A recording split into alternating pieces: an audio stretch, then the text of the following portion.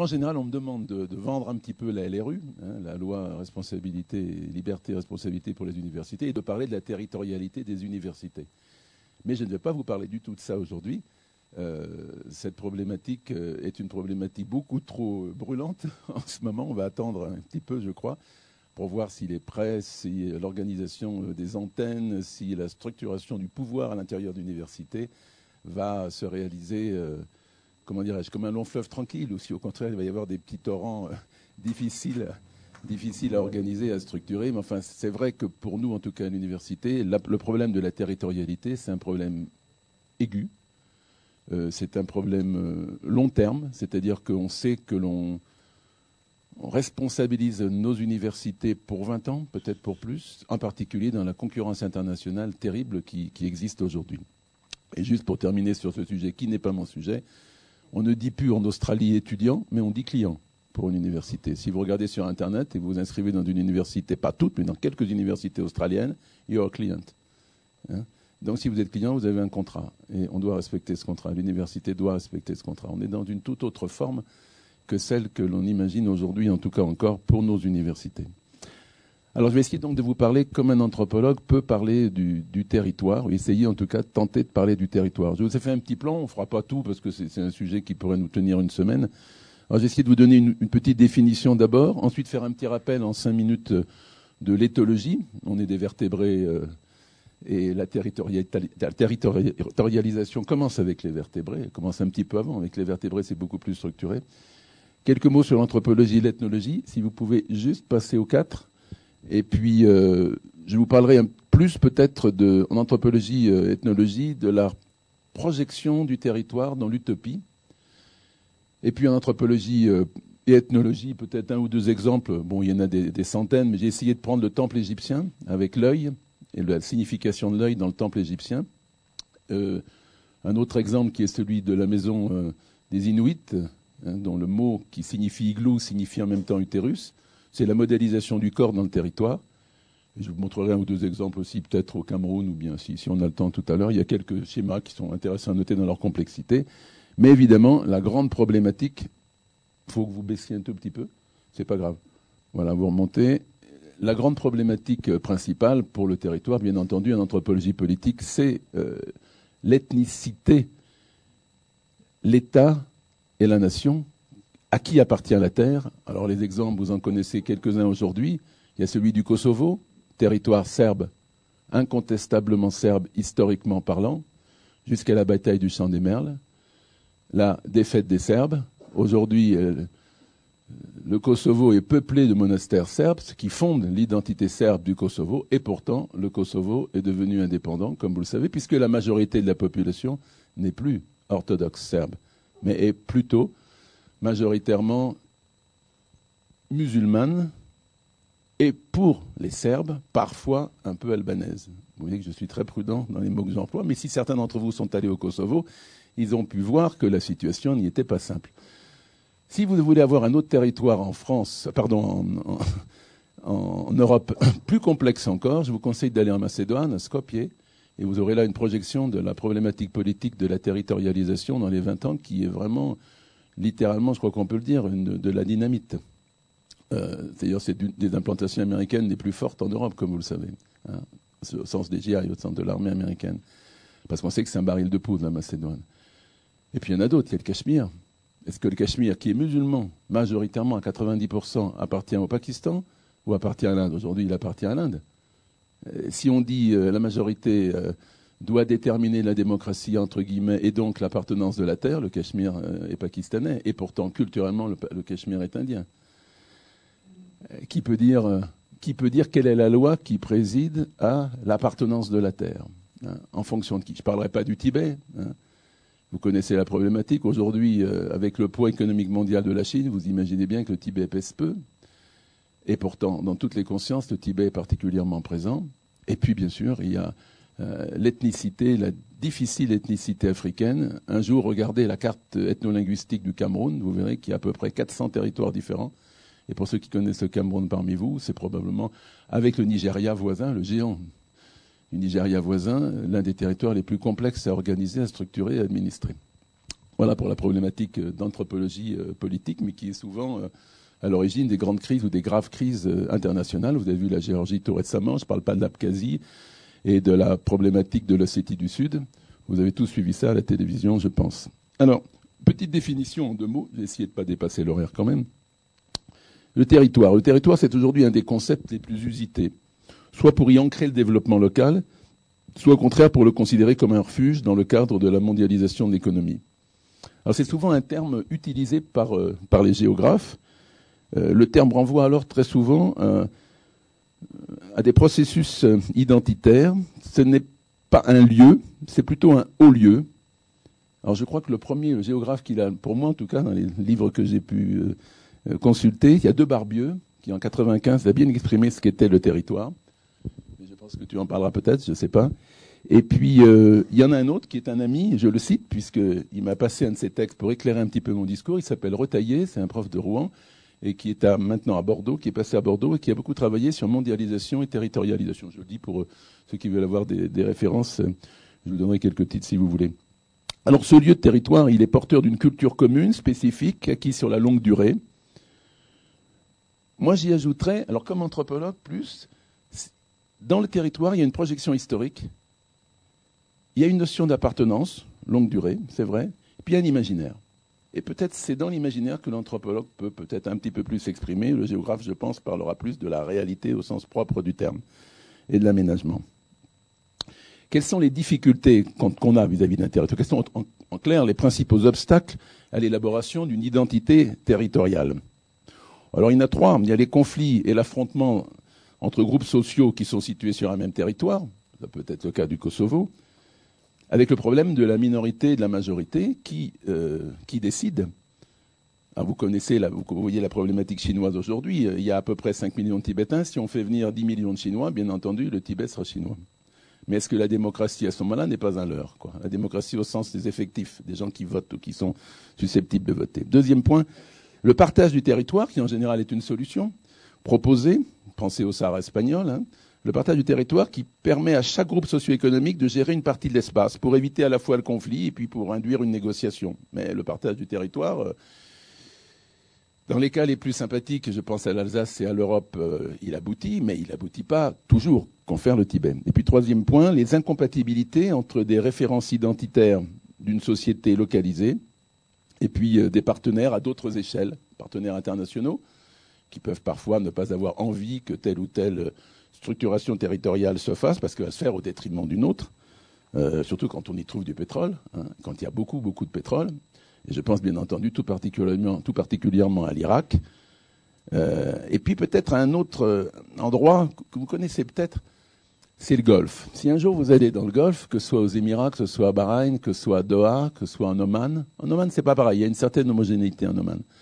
Mais si vous allez dans les Émirats, vous connaissez à peu près la proportion d'émigrés dans les Émirats, elle est de 80%, 90%. Prenez Bahreïn, 300 000 habitants à peu près, 250 000 locaux, 800 000, donc plus de 800 000 à 1 million, d'extérieurs, comme on dit gentiment, hein. Le plus souvent originaire du Pakistan, mais aussi d'Inde, avec une forte proportion de chiites, le pouvoir appartenant aux sunnites. Alors moi, j'avais des amis indiens qui me disaient, tu sais, le Golfe arabique, il n'est pas arabique, mais il n'est pas non plus persique, comme le disent les Iraniens. Il est indien. Il est tout simplement indien, mais il faut du temps, c'est tout. Dans 10 ans, 20 ans, 30 ans, il y a longtemps que les Américains seront partis, il y aura toujours les Iraniens d'un côté, il y aura toujours les sunnites de l'autre, mais en si petit nombre.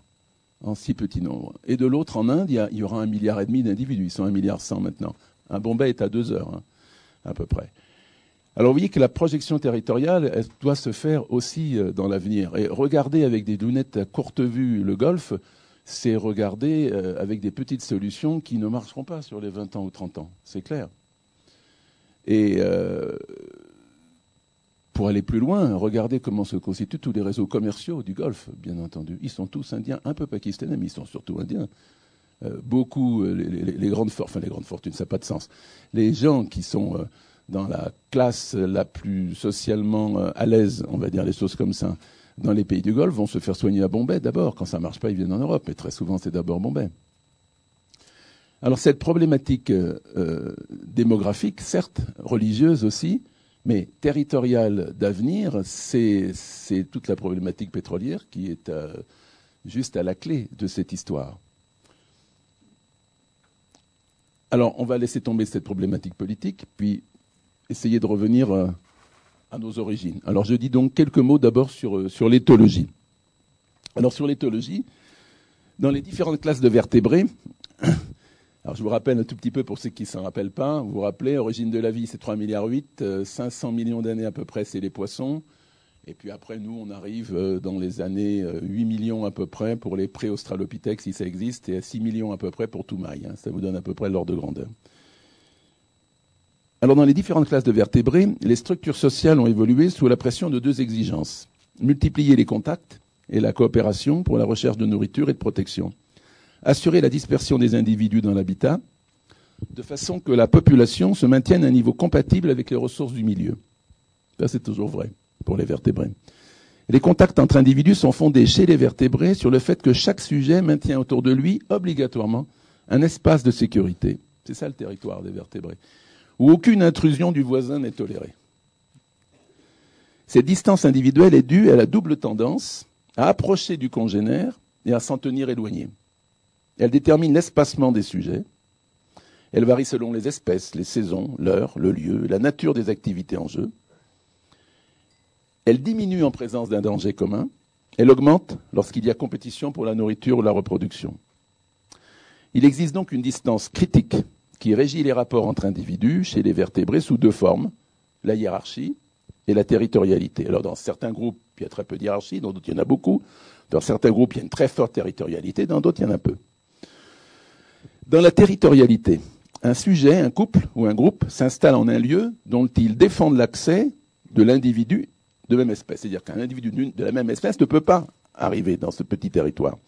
La territorialité présente sur la hiérarchie l'avantage, ça c'est amusant si on veut dire, l'avantage que chaque sujet est dominant chez lui. Mais dès qu'il s'éloigne de chez lui, il devient moins dominant en général. Dès qu'il s'éloigne de son domaine, sa dominance diminue.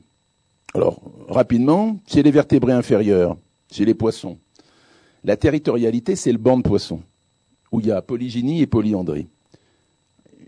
C'est à l'intérieur du banc que les choses se règlent. Chez les batraciens et les reptiles, ça a été très bien étudié en éthologie, c'est les combats ritualisés avec une très forte activité territoriale de défense. Chez les vertébrés supérieurs, chez les oiseaux, le territoire est un lieu de nidification qui ne fournit pas la nourriture. Il y a une faute d'orthographe, c'est pas écrit. Il y a une faute d'orthographe à fournir. C'est surtout au niveau du nid que se situe la territorialité.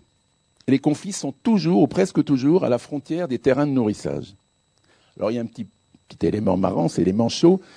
C'est la plus vaste colonie, enfin la plus vaste société coloniale, de type colonial en tout cas, sous forme de colonie, mais sans territoire. Il n'y a pas de territoire puisque tout leur appartient ou presque. Chez les rongeurs, il y a une très forte hiérarchie et la problématique du territoire de reproduction qui est la plus pertinente. Chez les carnivores, les clans hiérarchisés sont très territoriaux et chez les primates, nous, on voit apparaître donc des structures sociales territorialisées et hiérarchisées comme chez les primates supérieurs.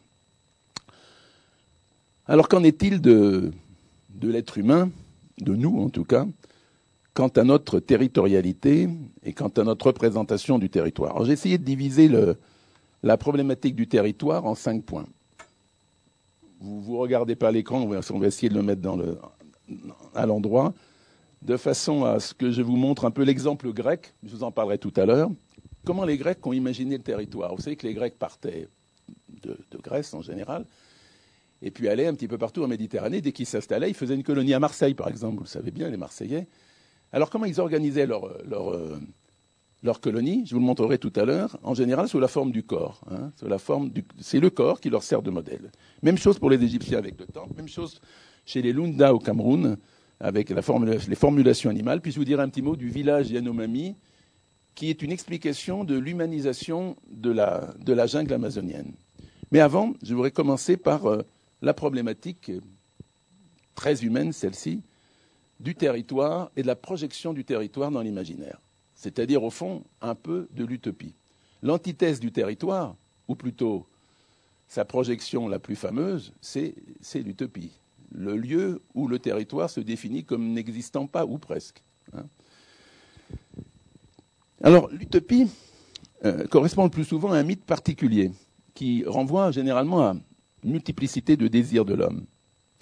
On peut distinguer à peu près 6 ou 7 périodes historiques pendant lesquelles il y a une projection du territoire dans l'avenir qui s'établit dans la littérature ou politiquement parfois. Alors, la première correspond au thème du paradis perdu. Alors, je parle évidemment là des cultures européennes, du monde occidental. La première correspond au thème du paradis perdu, du territoire perdu. Je ne sais pas si l'évêque Gilson est là, non, il n'est pas là. C'est la problématique du péché associé à l'exclusion du jardin d'Éden. Dans le monde chrétien, enfin dans le monde catholique surtout, un peu moins dans le monde juif, de manière différente dans le monde musulman. Donc cette première idée correspond au thème du paradis perdu. On va la retrouver indépendamment des chrétiens dans le monde grec déjà, mais aussi dans le monde latin. Dans le monde païen, cette période est représentée par l'âge d'or. Alors l'âge d'or n'existe pas, vous le savez, hein, c'est un imaginaire qui se situerait entre moins 2000 et 1000. Généralement, on l'associe à la construction des pyramides, alors qu'on sait que c'est pas vrai, les pyramides c'est 3000 avant Jésus-Christ à peu près. On parle donc d'âge d'or, sans représentation scientifique de cet âge d'or, mais avec une influence de cet âge d'or sur la littérature, surtout au XVIIIe. Alors, quelles ont été les productions, entre guillemets, de cet âge d'or? C'est les jardins des Hespérides et c'est les jardins d'Arcadie. C'est un territoire où on ne vieillit pas. Alors là, je voudrais dire un tout petit mot là-dessus. Pour un anthropologue, l'anthropologie de l'espace et l'anthropologie du temps se fusionnent. Territoire et temporalité correspondent au fond à deux paradigmes qui sont très proches. La situation géographique du paradis d'Adam et Ève va provoquer les explorations des XVIe et XVIIe siècles et des voyages qui conduiront les explorateurs au Sri Lanka. On a d'abord essayé de trouver le paradis. Si un jour vous allez au Sri Lanka, vous verrez qu'il y a un pic qui s'appelle le pic d'Adam, le mont principal, la montagne principale de Sri Lanka. Et puis à la fin, quand on aura fait le tour du monde totalement, en Polynésie, vous savez que le mythe polynésien jusqu'à Gauguin et jusqu'à aujourd'hui fonctionne encore. Pour ceux qui connaissent la Polynésie parmi vous, j'ai rencontré un collègue et ami qui partage, je crois, ma passion pour la Polynésie et pour les Marquises. Là aussi, si vous n'y êtes pas allé une fois dans votre vie, vous perdez quelque chose dans la représentation de la territorialité. C'est une finalité, un bout du monde, en quelque sorte. Les récits de Cook et de Bougainville constitueront la base de ce mythe qui touche à l'éternité et à la répétition, mais aussi au rituel, comme l'ont très bien décrit Ségalen et Gauguin. Mais plus que ce territoire de la Polynésie, probablement que le territoire qui a le plus fait parler de lui en termes de territoire mythique, c'est l'Eldorado. Alors, le mythe de l'Eldorado a été littéralement inventé par un compagnon de Pizarro. Vous vous rappelez, quand les Espagnols arrivent en Amérique, il y a Pizarro qui va s'occuper du Pérou, Cortés va s'occuper du Mexique. Alors nous, on va s'intéresser un peu plus à Pizarro et à ses compagnons. Le mythe de l'Eldorado sera donc produit par cette sous-expédition mexicaine de Pizarro au Pérou. L'individu qui en est le responsable, c'est un monsieur qui s'appelle Orellana, et qui sera le premier à descendre l'Amazone. Un autre de ses amis, González Jiménez de Quiseda, découvrit en 1536, on vous rappelle donc découvert c'est 1492 d'Amérique, donc à peu près 40 ans après, un peuple appelé Chibcha, qui appartient à une confédération de tribus correspondant aujourd'hui à la localisation de Bogota. Si un jour vous allez à Bogota, le nom de l'aéroport de Bogota, c'est Eldorado, quand vous arrivez. Et il y a une excursion, entre guillemets, une balade à faire à Bogota, c'est d'aller à la laguna de Buenavista, qui est le lieu même de la constitution de ce territoire, qui a été évidemment une source de malheur terrible pour le monde indien, pour l'ensemble de l'Amérique du Sud. Alors d'où vient ce mythe? Une légende inca disait que l'or était dû aux larmes du soleil. Dès l'arrivée des premiers conquistadors en Amérique, la légende d'un fleuve charriant tellement d'or qu'on pouvait l'attraper au filet se répandit parmi les Espagnols. La richesse des civilisations aztèques et mayas exacerbant les passions, chacun voulut conquérir, comme Pizarro Cortés, gloire et fortune. Le mythe naquit donc d'une coutume des Indiens Chibcha, qui habitaient autour de cette lagune, qui enduisaient leur monarque de poudre d'or. Celui-ci se rendait ensuite au centre d'un lac sacré, de ce lac sacré en radeau, pour offrir aux dieux or et pierres précieuses. Lors de la cérémonie, il plongeait dans le lac pour donner une offrande de l'or qui le recouvrait.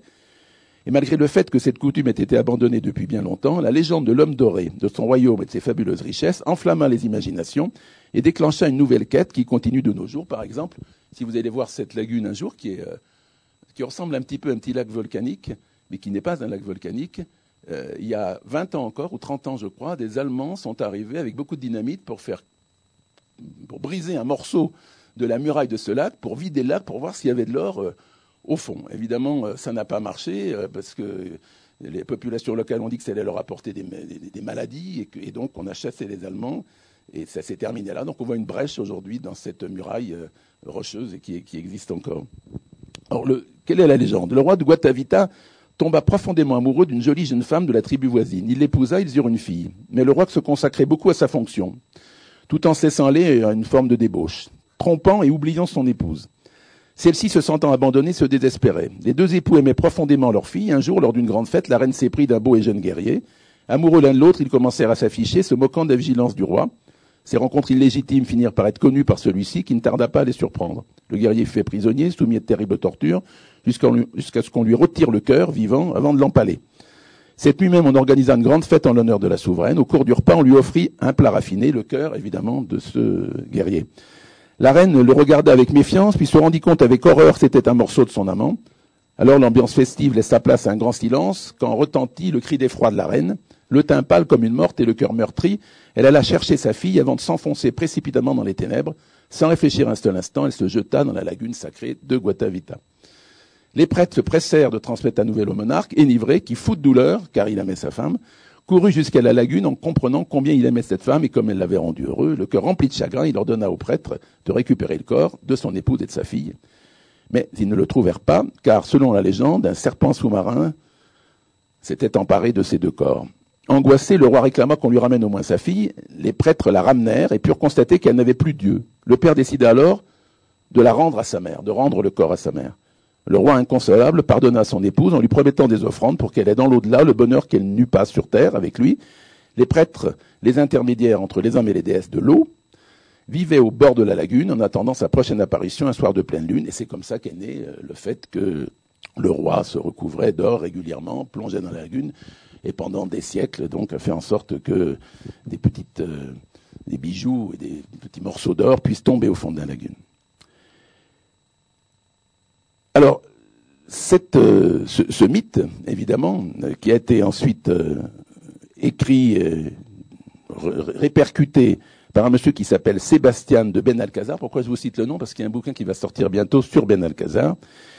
Obsédé par l'or, enfile la légende de l'Eldorado. Et c'est ce mythe qui, encore aujourd'hui, a amené une multitude d'aventuriers à la recherche de l'or, amenant toutes les dégradations que vous pouvez imaginer, et surtout le meurtre d'un grand nombre d'Indiens. On ne va pas parler de ça très longtemps, mais enfin, si un jour vous allez au Pérou, aujourd'hui encore, surtout si vous allez dans le nord du Pérou, du côté d'Iquitos, vous pouvez mesurer, 400 ans après pratiquement, ce poids psychologique de l'invasion espagnole. Je n'ose même pas dire invasion, plus que l'invasion espagnole, cette espèce de pénalisation globale d'une culture qui, au fond, ne s'en est jamais relevée. Alors, on peut voir les choses différemment et dire que, de toute façon, c'était la fin de l'Empire inca, etc. On ne va pas rentrer dans les querelles de spécialistes sur la problématique inca, mais cette idée de cette épopée fantastique, dramatique pour les Indiens, c'est quelque chose qui pèse encore très très lourd sur l'ensemble de l'Amérique du Sud. Alors on va laisser tomber cette première période, ou ces deux périodes associées, l'association l'âge d'or d'un côté et l'Eldorado. Et la deuxième période, c'est la période qui va du XIVe au début du XIXe siècle. Alors c'est la période en quelque sorte où la science va prendre le relais du mythe du territoire perdu ou du mythe du territoire à conquérir. Elle est utilisée comme moyen de réaliser l'utopie à la fin du XVIe. Francis Bacon, avec sa Nouvelle Atlantide, génère les nouvelles formes de l'utopie en Grande-Bretagne. Elles se développeront au XVIIe et surtout au XVIIIe avec Hobbes et son Léviathan et Harrington et son Océania. Les modèles des formes utopiques anglo-saxonnes sont ainsi construites pour devenir les véritables ferments de ce qui constituera la genèse de l'esprit des Lumières. On peut dire sans crainte que l'esprit des Lumières et la pensée utopique de Thomas More sont au centre de cette représentation nouvelle du territoire qui est celui de la connaissance et celui de la science. Alors là aussi, deux lectures. Soit la science, c'est tous les possibles, c'est la clé du futur, soit encore, c'est la boîte de Pandore qui se transforme en une optimisation ou en une pessimisation phénoménale de l'avenir. Dans l'univers littéraire français, c'est Bernardin de Saint-Pierre, dans son Arcadie, en 1780, qui développera de manière remarquable cette hypothèse. Diderot et son supplément au journal de Bougainville montreront que le mythe de la nouvelle cithère, postérieur de quelques années à la découverte de la Polynésie, correspondra aussi bien à l'imaginaire anglo-saxon qu'à l'imaginaire littéraire français, mais sera un peu la fin de cette territorialité mythique dépassée en quelque sorte par la science. Ensuite, c'est Rétif de la Bretonne, qui, avec ses gynographes et ses andrographes, rapprochera l'utopie de la scène politique. Le mythe, pour lui, peut devenir réalité, et il aura une très forte influence sur Babeuf, le premier communiste, entre guillemets, et ce que l'on pourrait appeler la genèse des partageux, les tout premiers communistes. Le véritable bouillon de culture idéologique spécifique de la Révolution française se poursuivra de manière souterraine sous Napoléon quant à ses rêves utopiques pour faire irruption à la moitié du XIXe au sein des grands rêves révolutionnaires de 1830 et de 1848 avec Blanqui. Et la dénonciation, bien sûr, de la propriété en tant que telle et de l'appropriation du territoire. Jusqu'à la lutte des canuts de Lyon contre les métiers jacquards, c'est en 1820, la science est encore toute puissante. Cet événement marque la rupture de confiance, c'est la première fois, entre le territoire utopique issu de l'esprit des Lumières, caractérisé par le développement scientifique, et la réalité sociale, caractérisée par le chômage et la misère économique, issus, selon certains, des formes technologiques rationalisées du travail. En Angleterre, avec Swift et les voyages de Gulliver, les savants seront décrits comme des personnes, je cite, entre guillemets, sanglantes, déconnectées totalement de la réalité sociale et poursuivant leur fiction indépendamment des représentations démocratiques humaines. C'est intéressant de noter que c'est très tôt, cette représentation, ce clivage entre une science qui n'est plus la science optimisante du XVIIIe et une représentation sociale qui, en quelque sorte, s'oppose aux conséquences de la science ou de la technologie. La troisième période commencera avec le début des premières critiques du scientisme idéologique et de ses conséquences. Wilhelm Master écrira l'évanescence du monde m'angoisse et Musset condamnera la dépravation de la civilisation contemporaine directement liée aux conséquences de l'activité scientiste et technique. Augustin Barbier décrira de manière extraordinaire et anticipatrice les stigmates du monde moderne et décrira le machinisme comme une conspiration diabolique contre l'homme. Désormais, l'intemporalité, le caractère antidialectique du modernisme se réfugieront dans l'utopie. Et Hugo, dans Mélancolia, mais aussi dans d'autres discours, par exemple le discours au Père de France, fera ce même constat, considérant que les évolutions technologiques sont un malheur intrinsèque pour l'homme, qu'aucun espoir n'est possible et que celui-ci ne trouvera le chemin de Sisyphe et celui de Prométhée qu'en renonçant à cette identité. On peut voir alors un aboutissement lorsque l'opposition entre la gauche et la droite se diluera à la fin du XIXe dans la problématique coloniale. Alors là, on est au cœur du rapport entre science, éducation, technologie et appropriation. Avait-on le droit, oui ou non, à la fin du XIXe, d'aller en Afrique pour s'approprier des territoires, pour en quelque sorte, pour certains, y apporter le commerce et l'industrie, et pour d'autres, y apporter l'asservissement des populations, confère le Congo belge. Et bizarrement, vous savez que le clivage va passer à l'intérieur de la gauche et à l'intérieur de la droite, pour des raisons différentes. Certains élus de gauche considérant qu'on n'a pas à aller apporter les idées émancipatrices de la Révolution, d'autres que l'on doit apporter les idées émancipatrices de la Révolution. Pour certains, ce ne seront que les conséquences, c'est avoir le commerce et les bénéfices issus de ce commerce. Pour d'autres, au contraire, uniquement l'asservissement des populations. Pour d'autres, la libération de ces populations. C'est un discours qui peut encore se continuer aujourd'hui. Je pense bien sûr à la Guadeloupe, là, tout récemment.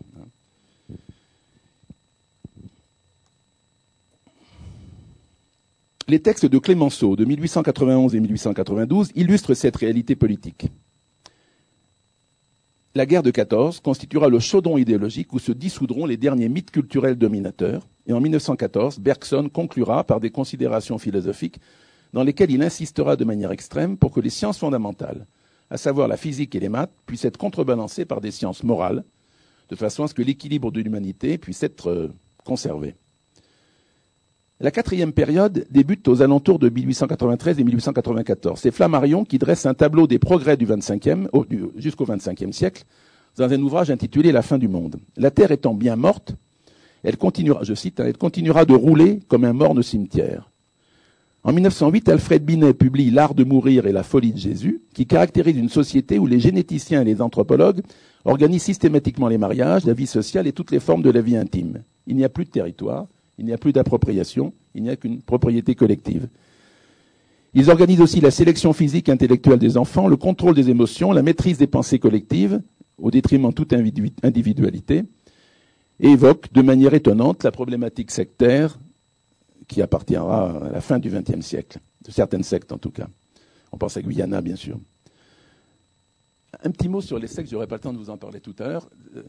Il est très intéressant de noter, il y aurait, je crois, un bel ouvrage à faire là-dessus, il y en a peut-être un, mais je ne le connais pas, l'espèce d'évolution territoriale des groupes sectaires européens qui, petit à petit, vont de plus en plus loin pour aboutir aujourd'hui, par exemple, en Argentine ou au Brésil. Il y a quelques communautés très, très, très isolées, du genre un peu de celles qu'on trouve aux États-Unis comme les Amish, mais ce ne sont pas les Amish, qu'on retrouve au Brésil, en Argentine ou en Uruguay. Un petit peu produit par une poussée de non-tolérance qui les poursuit qui les amène à aller jusqu'en Patagonie.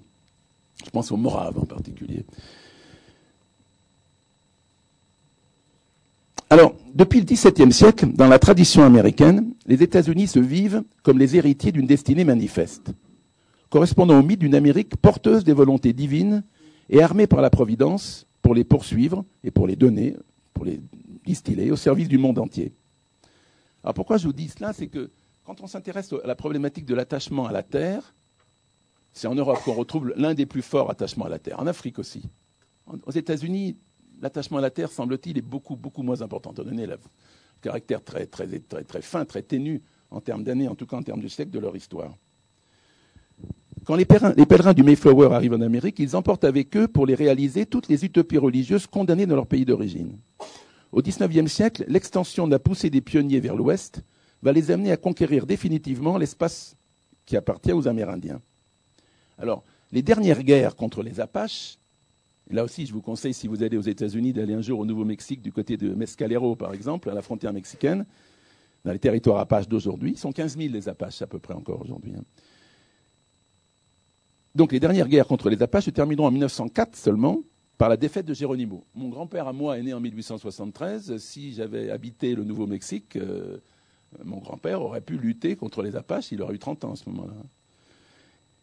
Il est intéressant de noter que dans leur guerre d'expansion, les émigrés nouvellement arrivés utiliseront la Bible comme source de toponymie pour les territoires qu'ils découvrent. Et c'est facile pour vous de voir aujourd'hui quels sont les noms donnés par les pionniers américains de l'Ouest il y a 100 ans à peu près à l'ensemble des territoires de l'Ouest. Si vous allez par exemple en Arizona ou au Nouveau-Mexique, vous avez les noms qui sont ceux de la Bible de la terre promise, désert Moab, etc.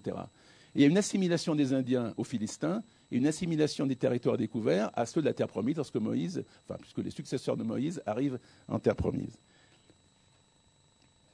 L'Arizona porte de manière sanglante les noms des déserts de Moab ou du désert de Sion, associés à une multitude de noms évoquant la conquête de cette nouvelle terre promise. Les Mormons, les Moraves, les Utérites, les Ménonites, les Amish et de nombreux autres groupes poursuivront leur recherche de territoires isolés, de toute contamination culturelle jusqu'en Patagonie, ce que je vous disais tout à l'heure. L'Amérique est bien le territoire utopique, et la Californie tout particulièrement, où tout semble possible si l'on obéit à la morale dominante. La cinquième période de l'histoire du territoire est définie par la critique de la réalité sociopolitique. En 1905, Eugène Zamiatin, polytechnicien, participera à la révolution décembriste en Russie, puis à la révolution de 17, et dès 1920, il s'opposera à la politique officielle de Lénine et décrira le goulag dès 1926-1927. Il évitera le goulag grâce à la protection de Gorky en 1930, et dans un livre qui s'appelle « Nous autres », il décrira un État totalitaire qui s'est donné comme finalité de servir le peuple sans aucun contrôle. Il est le premier à décrire la structuration du goulag, un territoire qui n'existe pas, puisqu'il n'est pas présent sur la carte, donc il n'existe pas.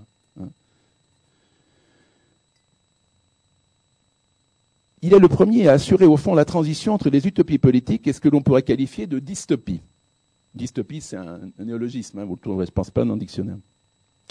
En 1922, le grand cataclysme d'Alorg, monsieur qui s'appelle Alorg, décrit un monde cauchemardesque où la science n'a plus de limite. Le monde devient un enfer dont il ne peut sortir. Enfin, Deblin, en 1924, décrira un univers où l'homme a définitivement tué la nature et se condamne donc lui-même. Il n'y a plus de paradis, l'inverse de ce qu'on disait tout à l'heure. Il n'y a plus de territoire de salut possible. Le 6e cercle de Dante est inéluctable.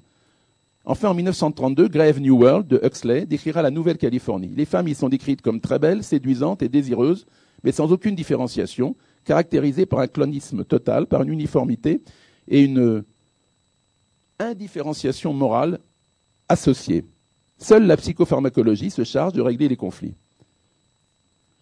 En 1943, Barjavel écrira son roman Ravage, où il montre que si l'homme naît bon, la machine et le modernisme le dépravent. Et enfin, en 1949, Orwell à nouveau, dans son roman 1984, décrira un univers sociopolitique où le pouvoir devient sacré, où toutes les techniques possibles pour le maintenir sont utilisées. La science est passée au service du tyran. En 1949, Huxley écrira Hep and Essence, puis Temps futur, où le nouveau monde est décrit comme s'autodétruisant. Seule la Nouvelle-Zélande sera épargnée. En 1958, Huxley dira « Je suis beaucoup moins optimiste qu'en 1931. Pour l'édition du meilleur des mondes, les choses vont beaucoup plus vite dans le mauvais sens que je ne l'imaginais. » C'était en 1958.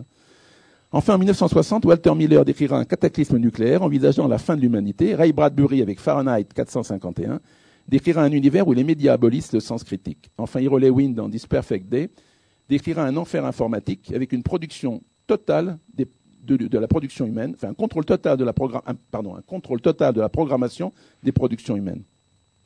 L'ensemble de ces événements littéraires conduisent à distinguer une forme particulière de territoire imaginaire dans lesquels la science détruit la source propre de son inspiration. Et enfin, la 6e période commencera en 1973.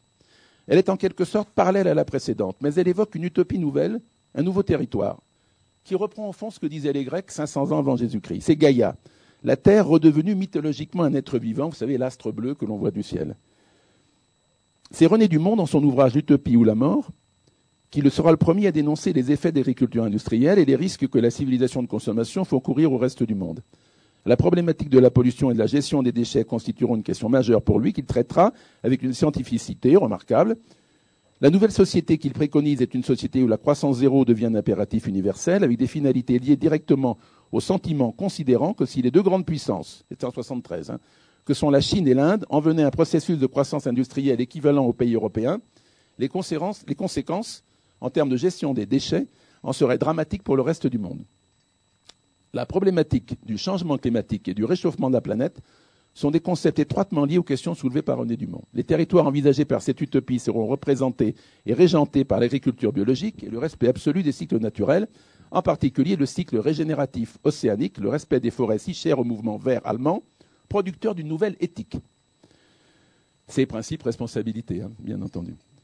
On pourrait ajouter à cette idéologie les questions philosophiques soutenues et soulevées par Hans Jonas, qui transforme la maxime de Kant, vous vous rappelez tous de la maxime de Kant, agit de telle manière que ton action puisse être reconnue de manière universelle, formule à laquelle il ajoute, fait en sorte que les générations à venir n'aient pas à pâtir de tes choix. Ernest Konenbar, dans son ouvrage Écoute bien, décrit une utopie écologique qui est une réponse au rapport Meadows, vous savez, croissance zéro, s'intéressant à la limitation de la croissance économique. Dans ce nouveau territoire, on élimine l'esprit de compétitivité considéré comme une source de malheur. Enfin, en 1999, Blumenfeld écrit Utopia, E-U-T-O-P-I-A. C'est un lieu qui n'est pas achronique. Il s'agit de la société écologique idéale où science et technologie sont associées dans un cercle vertueux au service de l'humanité. La technologie et la science redeviennent des outils participant à la téléonomie, c'est-à-dire à la projection dans le futur de l'humanité. Et je terminerai sur cette représentation des territoires utopie par un roman en tout cas, qui est Le Parfum d'Adam de Jean-Christophe Ruffin, qui est ambassadeur au Sénégal là, aujourd'hui, et qui invente une représentation nouvelle, dans laquelle l'idéologie écologique d'un territoire sans limite, sans frontières, est défendue par des individus adoptant un comportement qui peut les conduire à mettre les valeurs humaines en deçà de leur finalité.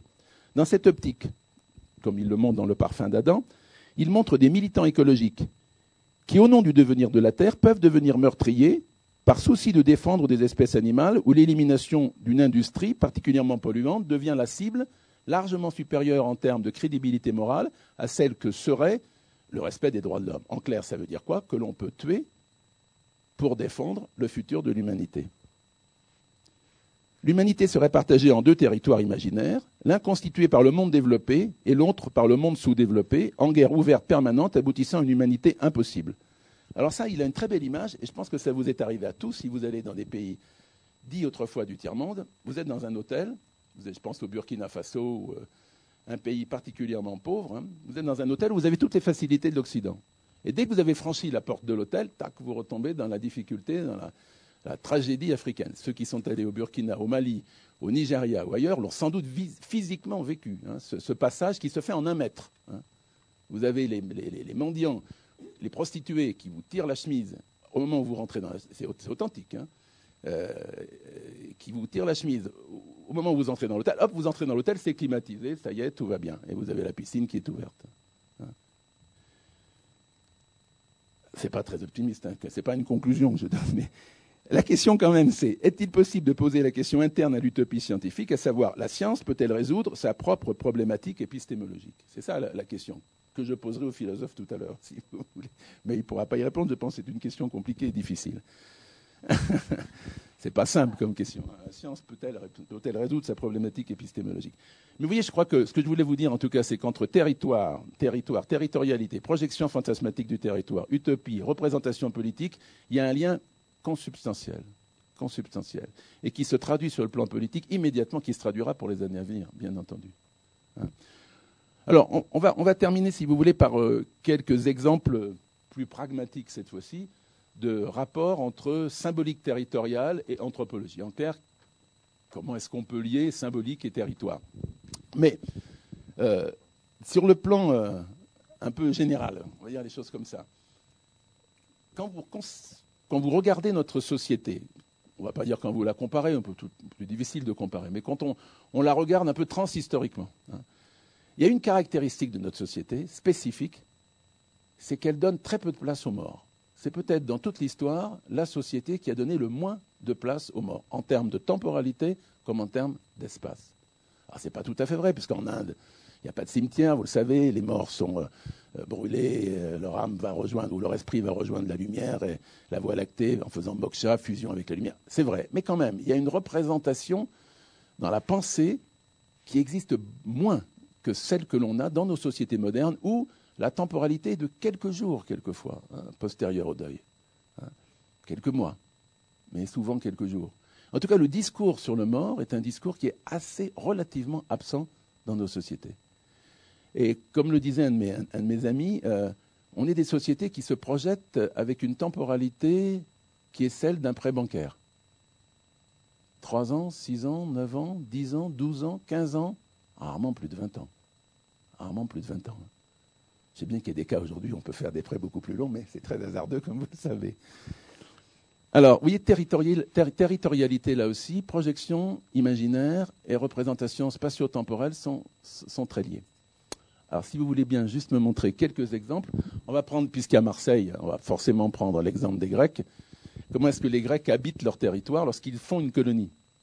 Alors, je n'ai pas voulu faire de plagiat, j'ai repris le texte de base. Le partage des terres et du territoire urbain dans la Grèce ancienne est parfois décrit par les anciens, aussi bien que par les modernes, en des termes qui sont chargés d'une connotation à l'évidence sacrificielle. C'est le cas lorsqu'Aristote, dans un passage classique, nous déclare « Hippodamos, fils d'Euryphron, citoyen de Milet, inventa la division diaréis des villes comme s'il découpait un corps. En fait, on construit une ville comme si on découpait un corps. On démembre un corps, on en fait des quartiers, et bien de la même manière, on fabrique les quartiers d'une ville. Les exemples de cette métaphore, c'est le corps de la cité, de son inversion, la cité du corps, qui peuvent être multipliés. C'est précisément ce que l'on peut faire en y ajoutant le mot, par exemple, corps civique, mais aussi constitution. Quand on réalise la constitution d'un pays ou d'une nation, on ne fait pas autre chose, en quelque sorte, que de faire du remembrement du corps. Vous pouvez passer juste à l'image suivante. Je vais essayer de me mettre là, parce que là, je ne vois pas très bien. On y ajoute un autre élément qui est celui du découpage. Pourquoi est-ce que l'on découpe? Parce que l'on sacrifie. Cette idée du sacrifice associée obligatoirement au lien social est directement liée à la représentation du corps que l'on retrouve décrite par Aristote.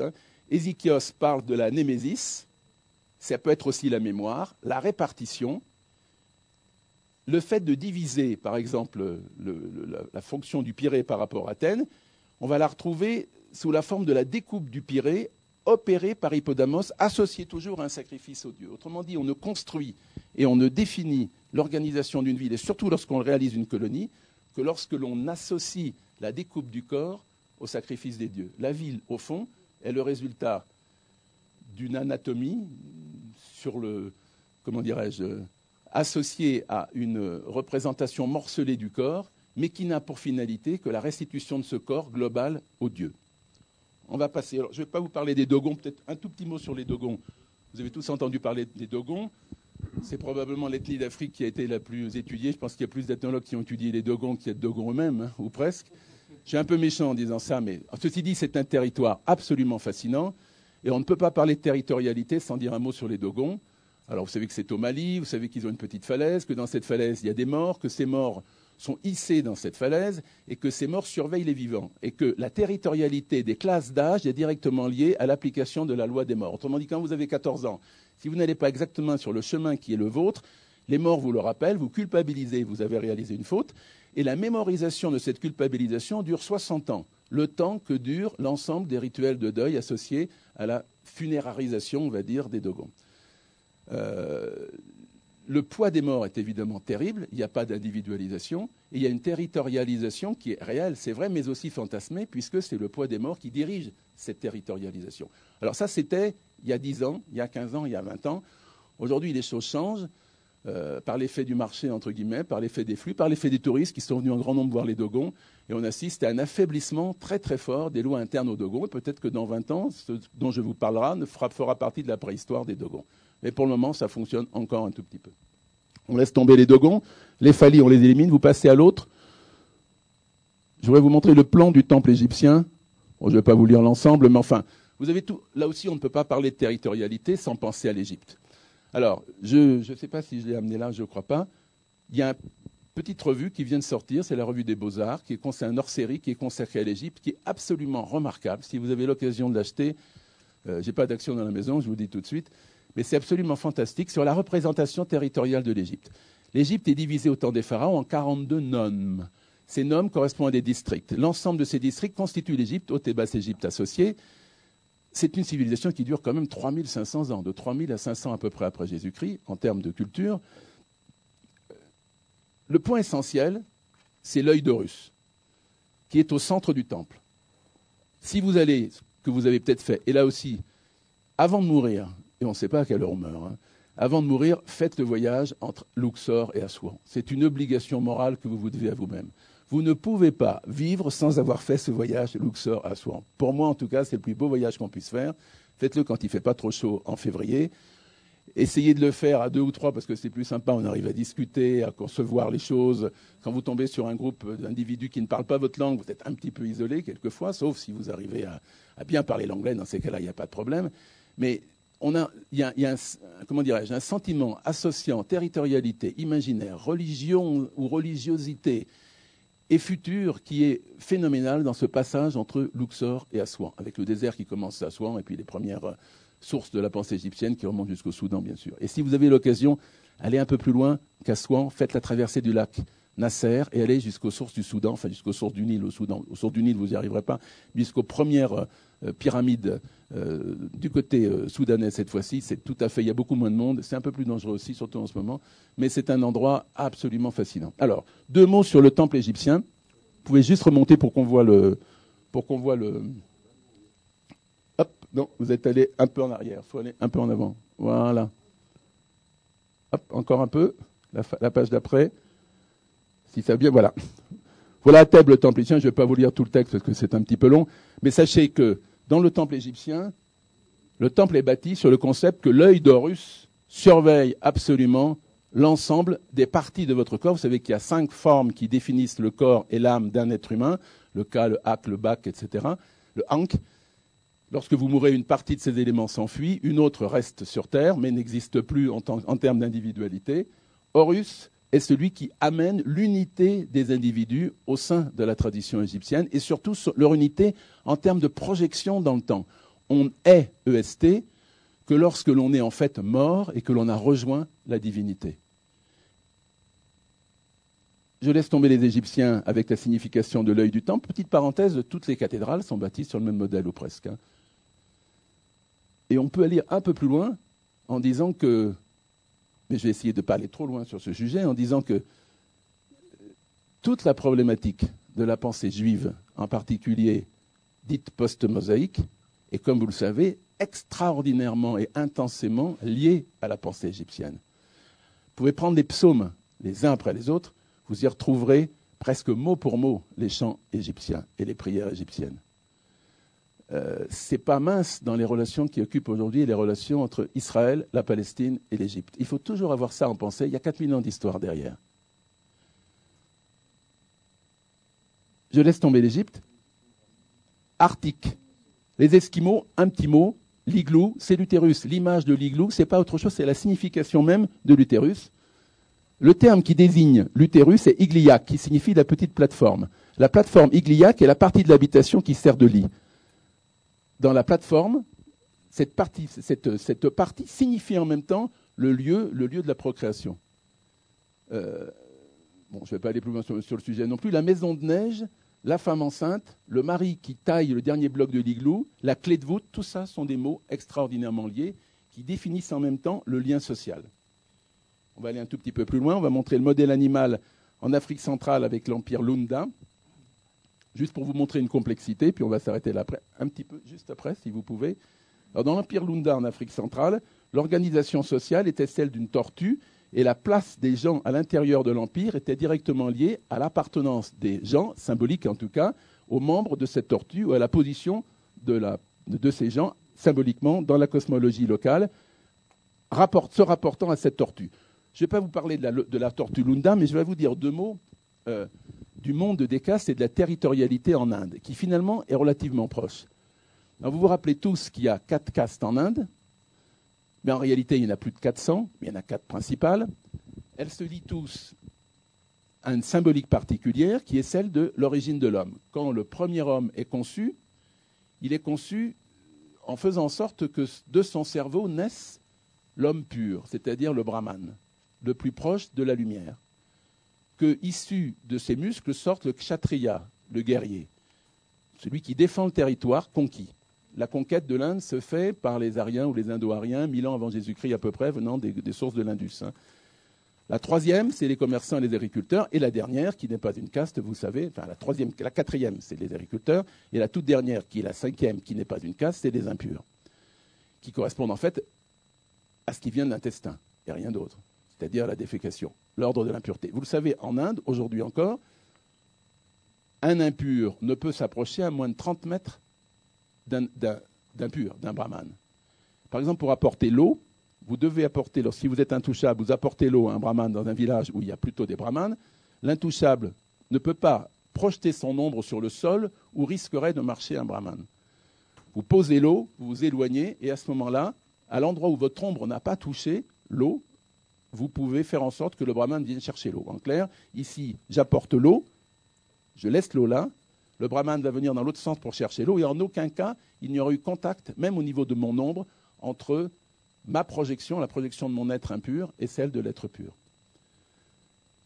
Ça veut dire quoi? Ça veut dire qu'en termes de territorialité, la notion de projection symbolique, et je pense là bien sûr au concept de honte, au concept d'honneur, au concept de pureté, et je ne peux pas ne pas penser à une enquête qui a été faite il n'y a pas très longtemps par 2 sociologues français qui m'avaient un petit peu étonné, qui sont assez connus, qui ont travaillé dans le monde, dans les milieux très riches en France.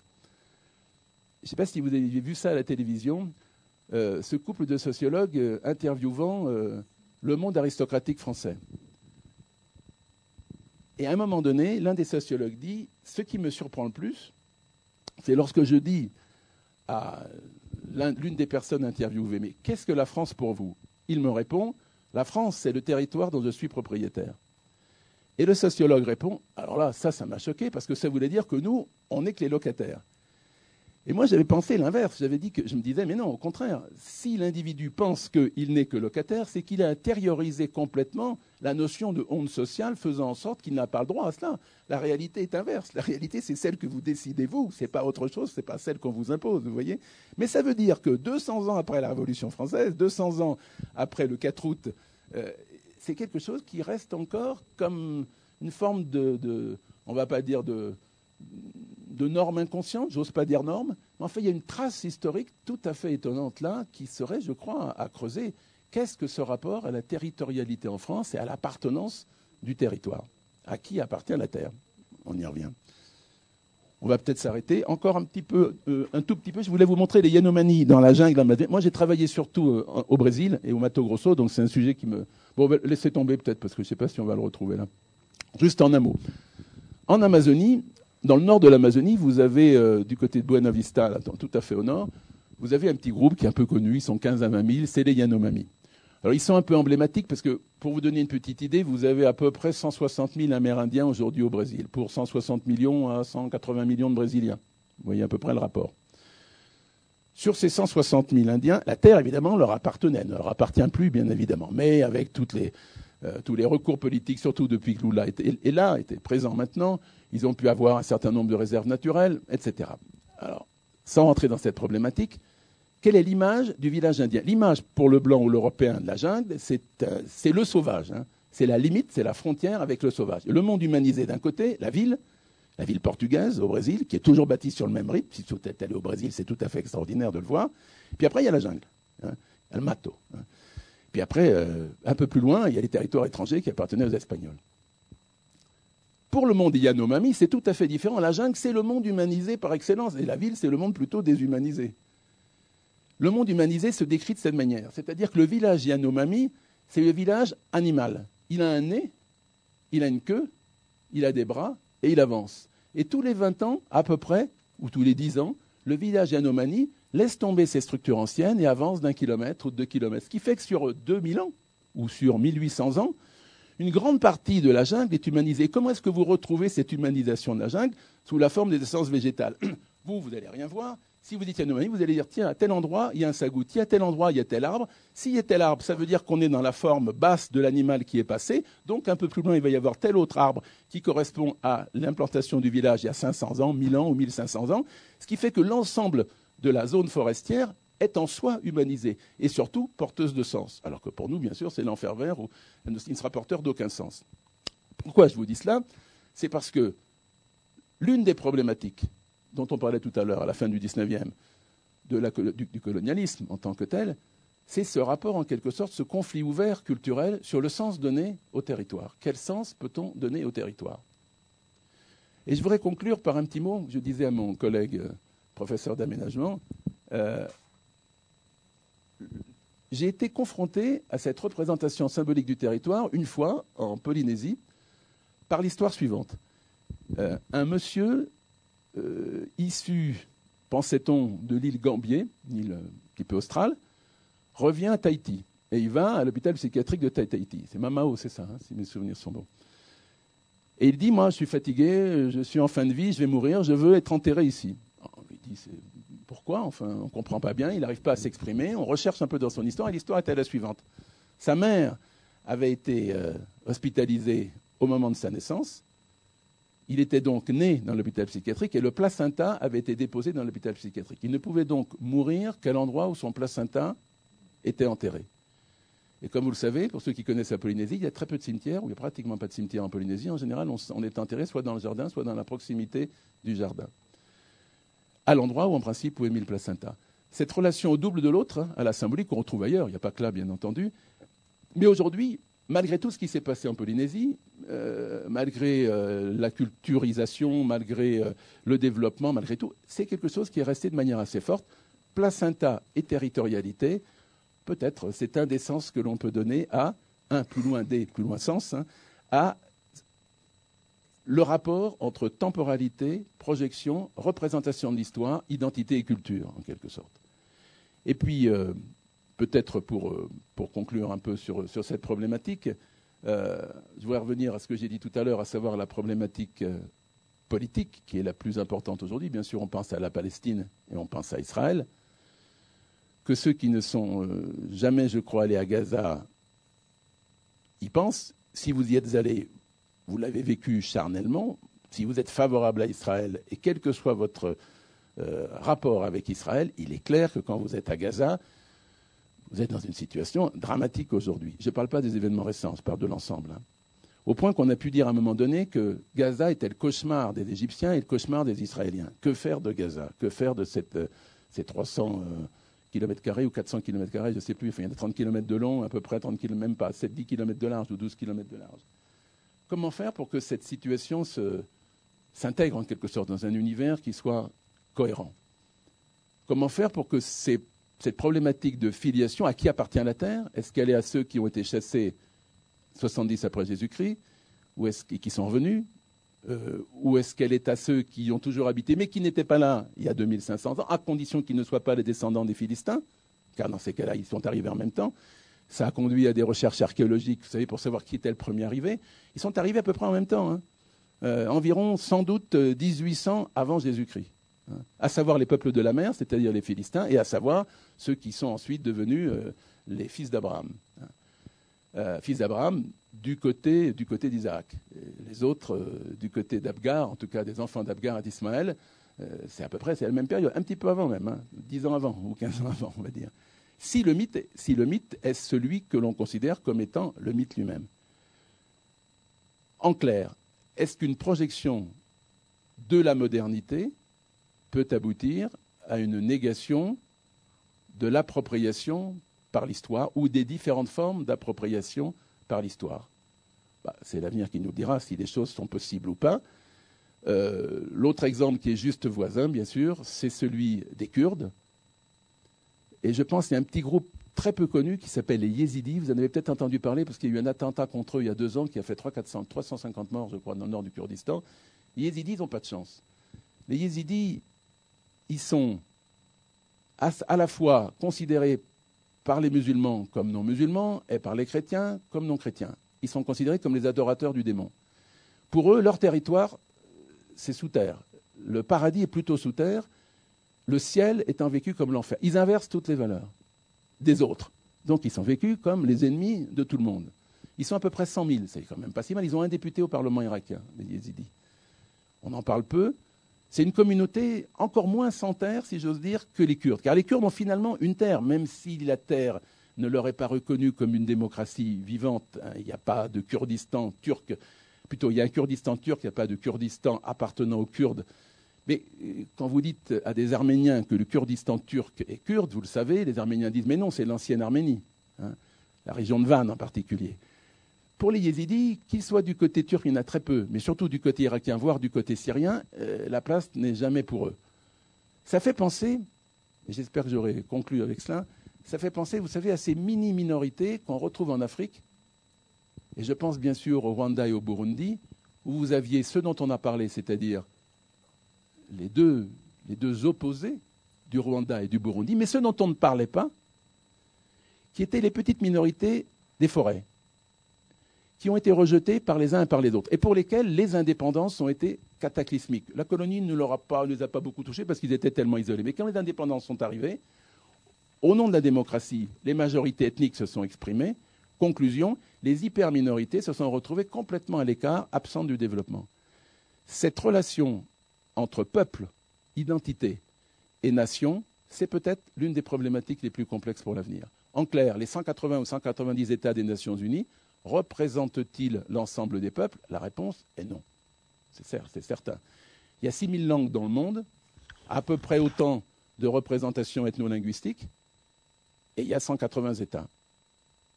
Alors, est-ce que la projection simplement de l'ethnicité au Cameroun, je vous ai dit des 480 territoires ethniques, faciliterait les choses? Sûrement pas. L'idée de la fédération camerounaise est sans doute beaucoup plus efficace.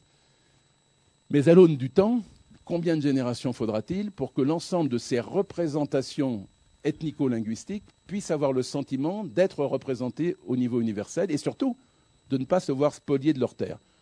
Je voudrais conclure par une toute petite image pour revenir aux États-Unis. Je vous ai parlé de la conquête tout à l'heure. Vous savez que les Indiens ont vécu une aventure douloureuse, c'est le moins qu'on puisse dire, pendant ces 100 dernières années. Si vous allez en Arizona, il reste à peu près 100 000, peut-être 90 000 ou 100 000 aujourd'hui Navajo. C'est l'identité indienne la plus forte parmi les 400 nations indiennes. Et voilà qu'il est arrivé il y a 30 ans maintenant ou 20 ans aux Indiens d'Amérique du Nord, une nouvelle histoire terrible, mais extraordinairement positive dans un premier temps. Ils se sont découverts une nouvelle richesse qu'ils ont appelée le retour du bison blanc, c'est-à-dire la possibilité sur leur territoire réservé d'ouvrir des casinos et de gagner un fric fou. C'était impensable. Du coup, ils ont fait venir de la main-d'œuvre immigrée mexicaine. Du coup, des avocats new-yorkais leur ont dit « Mais ce que vous faites est parfaitement immoral puisque vous gagnez votre argent sans travailler. ce qui est tout à fait pas conforme du tout aux normes américaines. Conclusion, on envisage de vous enlever vos licences de casino en considérant que ce que vous faites sur vos réserves est simplement immoral, pas illégal, mais immoral. Et il y a plusieurs procès en ce moment. Je crois que c'est à Lincoln. Il y a des Sioux Dakota qui se sont vus menacés de retirer leur licence de casino parce que leur comportement était anormal, puisqu'ils faisaient venir de la main-d'œuvre mexicaine pour travailler. Ce que je veux dire, c'est que territorialité morale, projection dans l'avenir, et peut-être plus que ça encore, j'ai employé le mot tout à l'heure, éthique internationale, se conjuguent quelquefois de manière très complexe pour aboutir à la question même de la territorialité.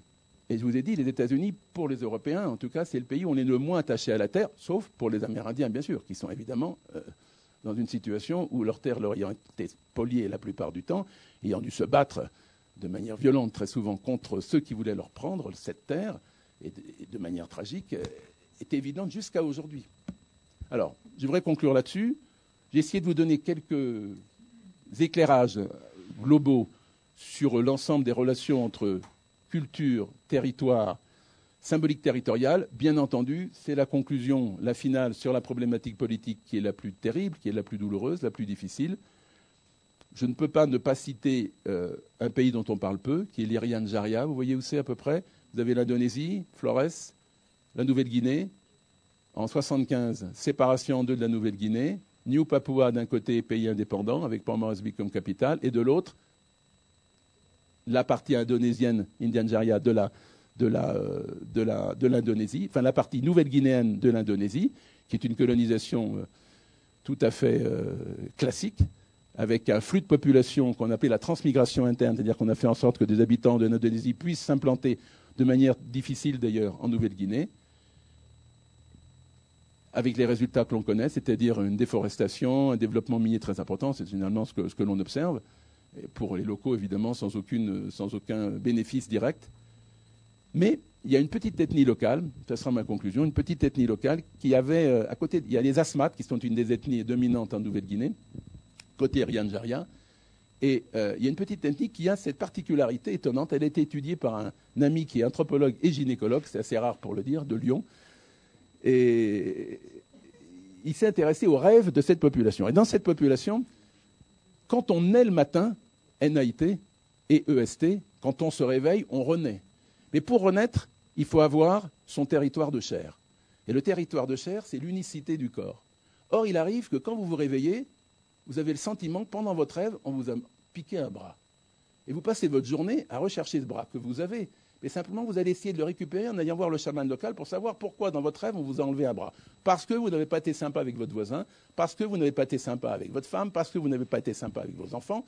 Et le chaman a pour mission de reconstituer le corps. Ben, c'est un petit peu ce que je nous souhaite, non pas de perdre une partie de notre corps, mais de faire en sorte que peut-être ce premier territoire, qui est notre territoire de chair, soit en quelque sorte le lieu de l'amélioration première, c'est au féminin, de l'amélioration première de ces relations sociales pré-territoriales avec notre environnement. Et vous le savez, j'ai été président d'université, le problème des ressources humaines en termes de territorialité, peut-être que c'est le plus difficile à gérer. Qui fait quoi, quand et comment? Comment est-ce qu'on peut gérer le travail? À mon avis, c'est peut-être ça, pour nous en tout cas, le premier problème de la territorialité dans l'entreprise ou dans la gestion d'une unité, quelle qu'elle soit. Je crois que j'ai terminé. Voilà. Alors, je vous ai juste donné quelques exemples sur les Grecs, sur les Yanomami, il y en a plein bien entendu. Simplement, c'est pour vous donner une petite envie de la symbolique. Les mots-clés, bien sûr, si je vous les ai peu employés, c'est le mot limite, la nature et le concept de la limite. Frontière, qu'est-ce que signifie frontière? Que signifie aussi le sauvage et l'humanisé, ou le non-sauvage et le non-humanisé? Quels sont les intermédiaires? Il y avait un petit texte que je ne vous ai pas montré qui était amusant, c'est celui de la constitution des grandes cités chinoises, où la porte est le symbole majeur, la frontière, et pour renforcer la porte, on y mettait des têtes coupées, de façon à faire en sorte que celui qui entrait savait à quoi il s'exposait si jamais il ne répondait pas aux lois internes de la cité.